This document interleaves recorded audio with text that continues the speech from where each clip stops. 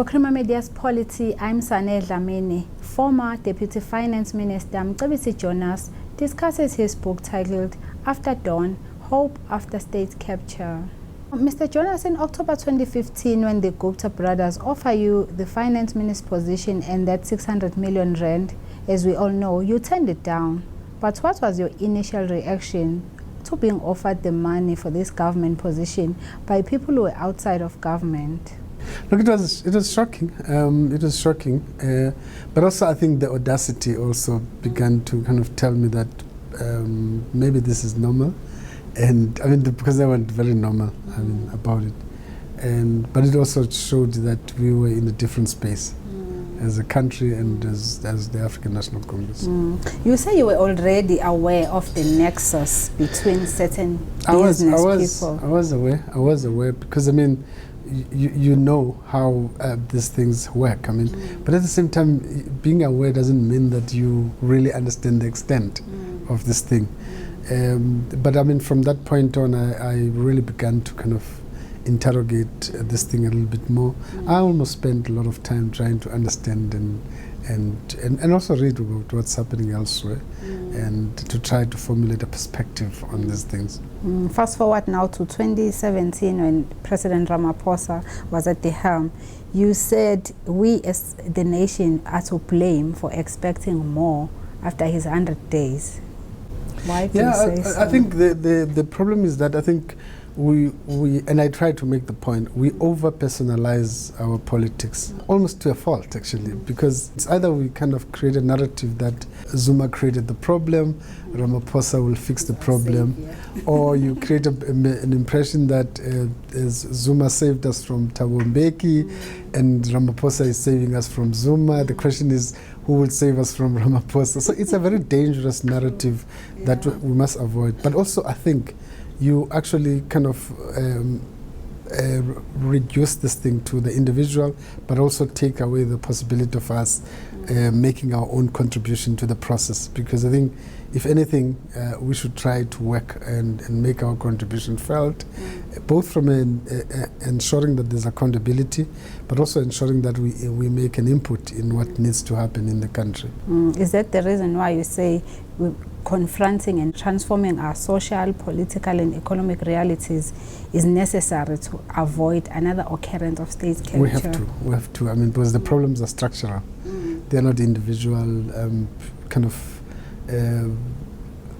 ethical problems of individuals, etc. There is a very kind of strong systemic structural problem in the country, and it's also rooted in our history, by the way. I mean, but also the economy is not growing, inequality is on the increase, and the fact that you still see that many people will say racial inequality remains a big problem for the country, and it's a historical thing, they would argue, and I agree.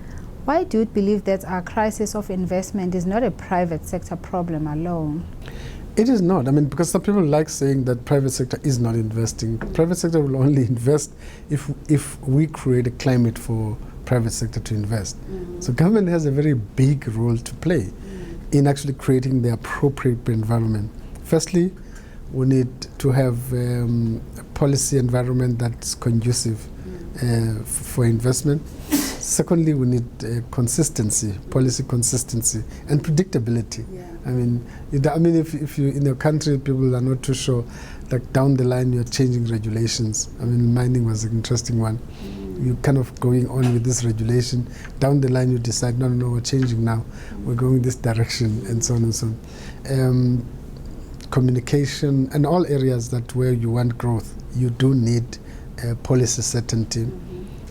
Whatever the policy is, make it clear and be consistent also about it, and so on and so on. The other part, I think, is engaging with the private sector more consistently to understand what the pressures are and what the constraints are. And I'll make a couple of points to say. Firstly, you need a common vision for the nation. Some people come to South Africa because they think, oh, there's a kind of, everybody thinks that this is where the country is going and they want to go there. Secondly, you need to show that you have the appropriate policy instruments that are clear and visible and understandable. And thirdly, you must have the institutions to drive them. strong institutions that can drive them. So I'm saying all of those things combined are the basis for people wanting to invest in your country. You also feel strongly that we mustn't fix what is not broken, but we must be bold enough to tackle holy cow policies that are holding us back. Can you elaborate on that statement? Let's face it, I mean, we've had areas where success has been there. I mean, the mining sector has been very successful, pretty much successful in the country. Mm-hmm. I mean, despite all the variations and changes due to global commodity demand and prices, but generally we've done well. I mean, so what do you have to change there? So you might want to fix one or two things, but you don't want to take the whole thing and say, go away. And we are tempted to do that, by the way, and we're punished by markets badly. I mean, the competitive of the mining sector dropped tremendously because we're trying to kind of interfere with it in a particular way that served the interest of some. So I'm saying you have to deal with those issues. Clearly, we're not successful with jobs.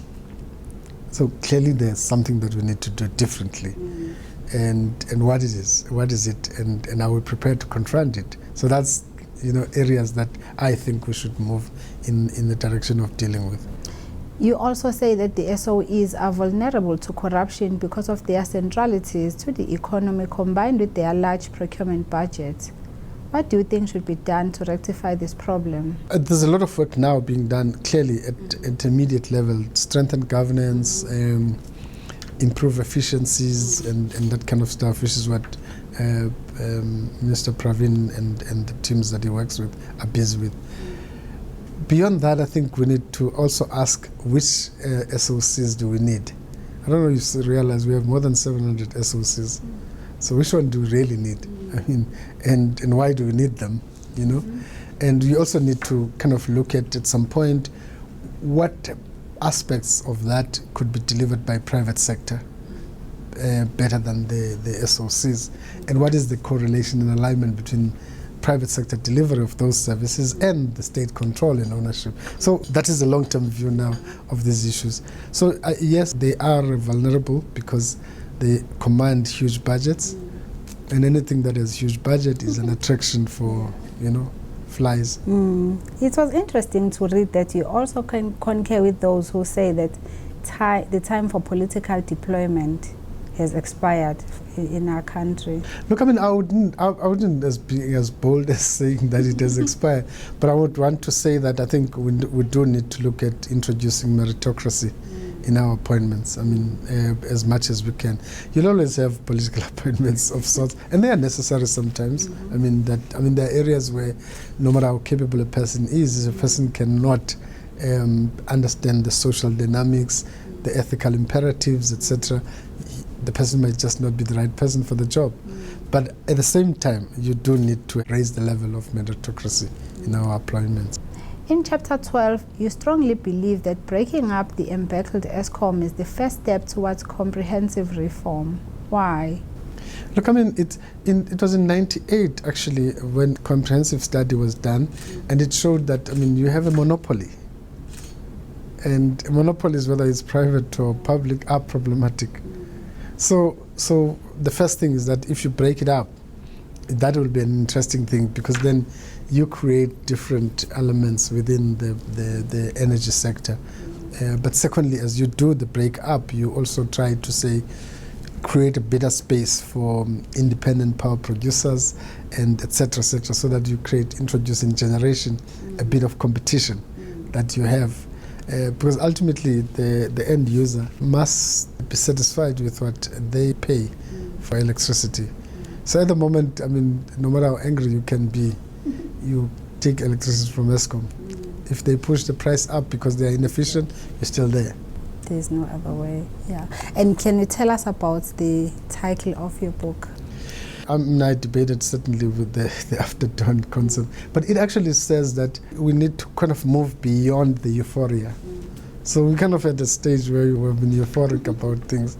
There's no kind of sense that we can look at things soberly, calmly, and so on and so on. So this thing is saying after this whole rigmarole that we are in, you could actually look at things in a more sober way. And lastly, Mr. Jonas, we have seen you testifying at the State Capture Commission. What are you expecting from the commission?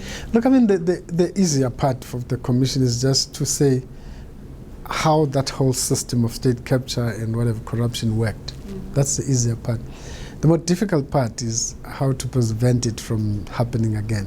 What are the measures we need to put together to prevent it from happening together? And I hope it will get into that space. That was Mcebisi Jonas speaking to Crema Media's Polity about his book titled After Dawn, Hope After State Capture.